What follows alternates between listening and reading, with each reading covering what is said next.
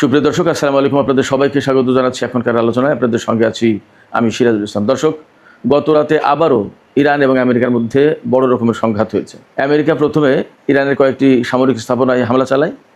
এর জবাবে Iran Kuwait এবং বাহরাইনে অবস্থিত মার্কিন সামরিক স্থাপনায় বড় রকমের হামলা চালিয়েছে। ইরানের প্রেস টিভি জানিয়েছে ডিসাইসিভ রেসপন্স, তার মানে চূড়ান্ত জবাব দিয়েছে। অথচ গত কয়েকদিন আগে যখন ইরান এবং আমেরিকার মধ্যে পাকিস্তান এবং কাতারের মধ্যস্থতায় সমঝোতা স্মারক সই হলো, তখন আমরা সবাই ধারণা করেছিলাম যে যুদ্ধ বুঝি এবার শেষ, একটা শান্তির সুবাতাস বয়ে যাবে। কিন্তু গত 2 দিনের ইরান এবং আমেরিকার মধ্যকার পাল্টাপাল্টি হামলায় সেই সম্ভাবনা এখন বড় রকমের প্রশ্নের মুখে পড়েছে। এখন আমাদের সামনে বড় প্রশ্ন হয়ে দাঁড়িয়েছে, সমঝোতা কি ভেঙে যাচ্ছে? আবার কি দুই পক্ষ বড় রকমের সংঘাতে জড়িয়ে পড়বে? এবং তাই যদি হয় তাহলে আবার কি তেলের বাজার অস্থিতিশীল হয়ে উঠবে? অথচ তেলের বাজার কিন্তু একেবারে প্রায় স্বাভাবিক হয়ে এসেছিল। যদি তেলের বাজার অস্থিতিশীল হয় তাহলে একইভাবে বলা যাবে যে হরমুজ প্রণালী কিন্তু আবার বন্ধ হয়ে যাবে। আসলে পরিস্থিতি কোথায় যাচ্ছে? সবচেয়ে বড় যে প্রশ্ন, সেই প্রশ্ন হচ্ছে ইরান এবং আমেরিকা কি পূর্ণ মাত্রার যুদ্ধে আবার জড়িয়ে পড়বে কিনা। এবং বলা হচ্ছিল আমেরিকা আর ইরানের মধ্যে সমঝোতা যাতে না হয় তার জন্য পেছন থেকে কাজ করছেন ইসরায়েলের প্রধানমন্ত্রী বেনিয়ামিন নেতানিয়াহু। ইরান এবং আমেরিকা যদি যুদ্ধে জড়িয়ে পড়ে তাহলে নেতানিয়াহুরই কি শেষ পর্যন্ত বিজয় হবে কিনা, সেই প্রশ্ন সবচেয়ে বড় হয়ে দেখা দেবে। সুপ্রিয় দর্শক, এই বিষয়গুলো নিয়েই এখন বিস্তারিত আলোচনা করব। আশা করি আপনারা সবাই শেষ পর্যন্ত সঙ্গে থাকবেন। আর ভিডিও ভালো লাগলে লাইক, কমেন্ট, শেয়ার করবেন এবং চ্যানেলটি সাবস্ক্রাইব করে সাথেই থাকবেন। দর্শক, প্রথমে আমরা দেখি গত রাতে আসলে কী ঘটেছে। গত রাতে যা ঘটেছে গণমাধ্যম থেকে যা পাওয়া যাচ্ছে তা হচ্ছে এই: হরমুজ প্রণালী দিয়ে আরও একটি জাহাজ ইরানের কমান্ড না মেনে ভিন্ন রুটে যাচ্ছিল। ইরান একটা নির্দিষ্ট পথ ঠিক করে দিয়েছে যে এই পথে জাহাজ চলাচল করতে হবে, কিন্তু গত রাতেও একটি জাহাজ ইরানের নির্দেশিত পথে না গিয়ে ভিন্ন পথে যাচ্ছিল। এটা ওমান উপকূল দিয়ে যাচ্ছিল। ইরান প্রথমেই সিগন্যাল দিয়েছিল ওই জাহাজকে যে জাহাজটি যেন কোনো মতেই ইরানের নির্দেশিত পথ বাদ দিয়ে অন্য কোনো পথে না যায়। কিন্তু জাহাজটি ইরানের সিগন্যাল অমান্য করলে, ইরানের বার্তা অমান্য করলে, তখন ইরান ওই জাহাজের উপর ড্রোন হামলা চালায়। ড্রোন হামলা চালানোর পর আমেরিকা ইরানের সিরিক দ্বীপ এবং কেশম দ্বীপ, এই দুটো জায়গার বেশ অন্তত 4টি স্থাপনায় টেলিকমিউনিকেশন সেন্টার প্লাস ড্রোন স্থাপনা, ক্ষেপণাস্ত্র স্থাপনা, এরকম বেশ কয়েকটা মোট 4টা জায়গায় হামলা চালায়। ইরান যেহেতু স্বাধীন সার্বভৌম দেশ, যতই আমেরিকার সাথে তার সমঝোতা স্মারক সই হোক আর যতই বিদেশি অর্থ ছাড় দিক আর যাই করুক না কেন, ইরানের উপর যখন আমেরিকা হামলা চালাবে তখন তো তার স্বাধীনতা সার্বভৌমত্বের উপর হামলা। এই হামলা মেনে নিতে রাজি হয়নি ইরান এবং তাৎক্ষণিকভাবেই বলা যায় যে ইরান পাল্টা জবাব দিয়েছে। এই জবাবের অংশ হিসেবে কুয়েত এবং বাহরাইনে হামলা চালিয়েছে ইরান। কুয়েত এবং বাহরাইনে হামলা চালানোর মানে কিন্তু এই না যে কুয়েতের জনপদে বা কুয়েতের রাষ্ট্রের উপরে, কুয়েত বাহরাইন রাষ্ট্র হিসেবে তাদের উপরে হামলা চালিয়েছে। সেই 2 দেশে যে মার্কিন সামরিক ঘাঁটি এবং 5ম নৌবহরের ঘাঁটি আছে, এই সব জায়গায় হামলা চালিয়েছে ইরান। আমরা যা জানতে পারছি তাতে দেখা যাচ্ছে কুয়েতের আলী আল সালেম বিমানবন্দর এবং বাহরাইনের সালমান বন্দরে মার্কিন সামরিক ঘাঁটিতে হামলা চালিয়েছে ইরান। এই সব হামলায় ক্ষেপণাস্ত্র এবং ড্রোন ব্যবহার করা হয়েছে। ইরানের পক্ষ থেকে বলা হচ্ছে তারা চূড়ান্ত জবাব দিয়েছে। তো মোটামুটি বোঝাই যাচ্ছে যে বড় রকমের হামলা চালিয়েছে। পাশাপাশি ইরানের IRGC একেবারে সরাসরি বলেছে যে গতকাল যে সামান্যতম হামলা চালিয়েছে আমেরিকা, এই সামান্য হামলার জবাবেও ইরান বড় হামলা চালিয়েছে এবং ভবিষ্যতে যদি আর একবার হামলা চালানো হয় এর চেয়ে অনেক বেশি কঠোর জবাব দেবে ইরান। একই সাথে আমরা দেখতে পাচ্ছি ইরানের খাতামুল আম্বিয়া ঘাঁটির যিনি কমান্ডার জেনারেল আবদুল্লাহি, তিনি বলেছেন ইরানের সামরিক বাহিনী সম্পূর্ণভাবে দেশমাতৃকাকে রক্ষার জন্য প্রস্তুত। এর মানে বোঝা যাচ্ছে যে ইরান একেবারে পরিপূর্ণভাবে যুদ্ধের জন্য প্রস্তুত। আমেরিকা যাই করুক না কেন তার জন্য জবাব দিতে তারা রেডি রয়েছে এবং আমরা দেখতেও পাচ্ছি। এই জায়গা থেকে প্রশ্ন আসছে, তাহলে কি যুদ্ধবিরতি ভেঙে যাবে?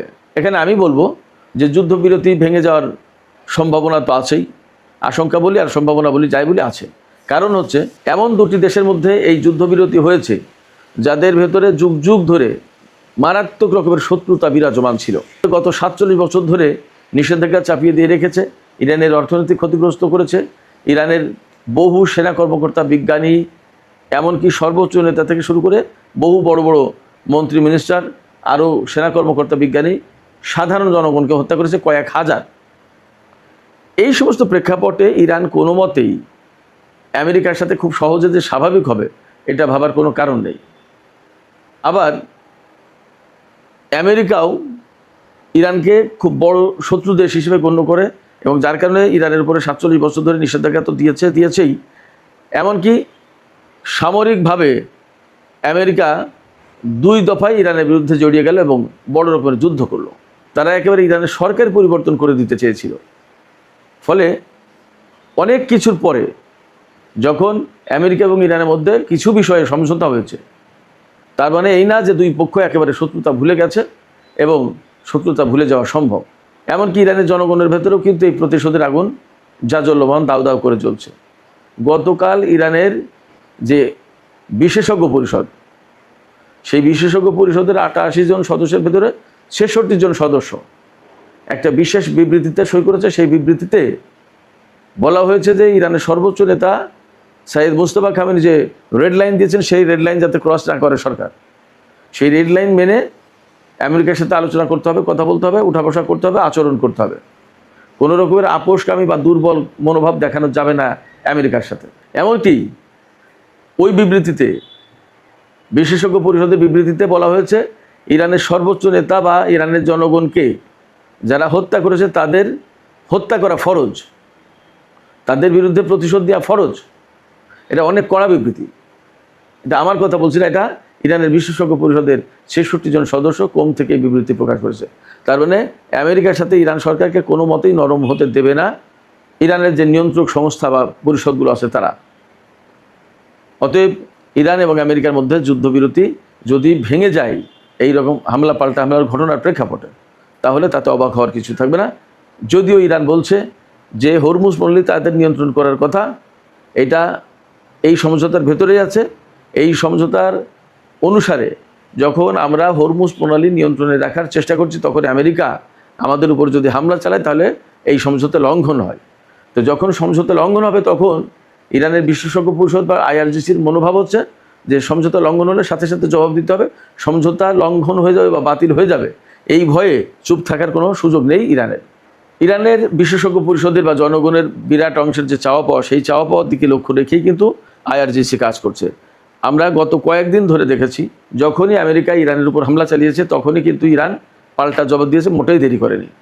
সেক্ষেত্রে ইরানের শত্রুরা যখন ইরানের উপর হামলা চালাবে তখন ইরান পাল্টা জবাব দিচ্ছে বা দেবে বা দিয়ে আসছে, এতে কোনো সন্দেহ নেই, এটা অব্যাহত থাকবে।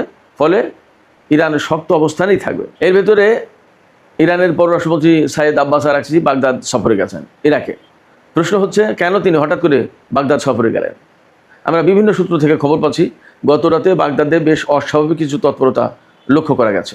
বিশেষ করে বাগদাদের গ্রিন জোন এলাকায় নিরাপত্তা ব্যবস্থা জোরদার করার জন্য ট্যাঙ্ক এরকম অনেক কিছু মোতায়েন করা হয়েছিল, সেই রকম খবর এবং ফুটেজও দেখলাম।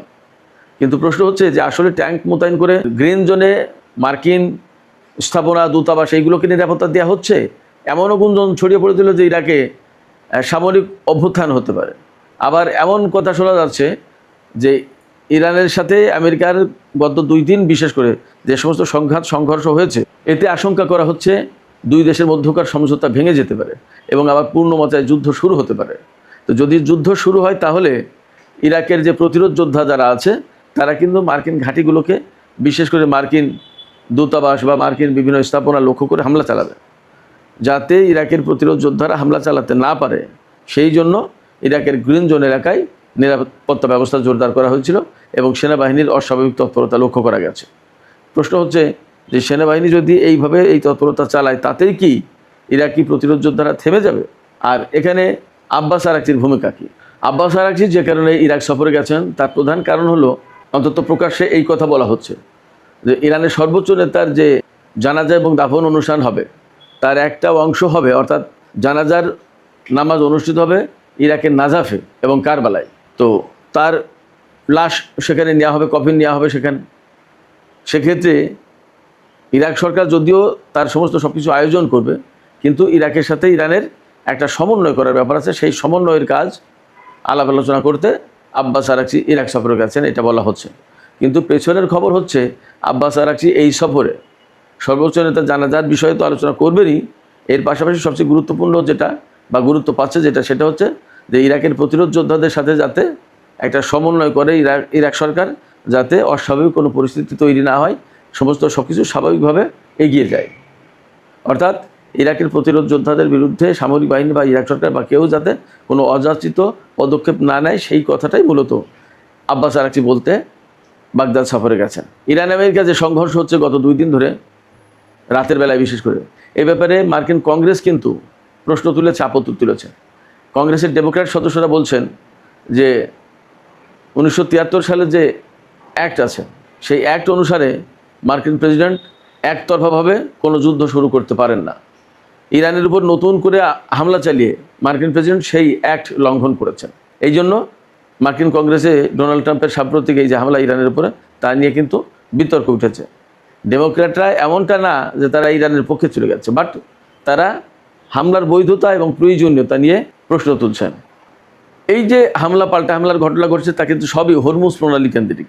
হরমুজ প্রণালীকে কেন্দ্র করে 2 পক্ষের ভেতরে সংঘর্ষ চলছে। তাহলে প্রশ্ন আসছে যে হরমুজ প্রণালীতে কি বড় রকমের সংঘর্ষ শুরু হবে? কারণ হরমুজ প্রণালী কন্ট্রোল করার চেষ্টা করছে ইরান এবং সেইভাবে সমঝোতায় রয়েছে। কিন্তু যখনই কন্ট্রোল করতে যাচ্ছে তখন কিছু কিছু দেশের জাহাজ ইরানের পুরো কন্ট্রোল মানছে না। যখনই না মানছে তখন কিন্তু ইরান তাদের উপরে শাস্তিমূলক ব্যবস্থা নিচ্ছে।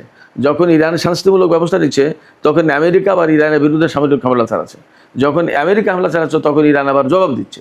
এই প্রেক্ষাপটে মনে হচ্ছে হরমুজ প্রণালী আবার তেতে উঠবে, আবার সেখানে সংঘর্ষ দেখা দেবে, আবার সেখানে বড় রকমের অনিশ্চয়তা তৈরি হবে।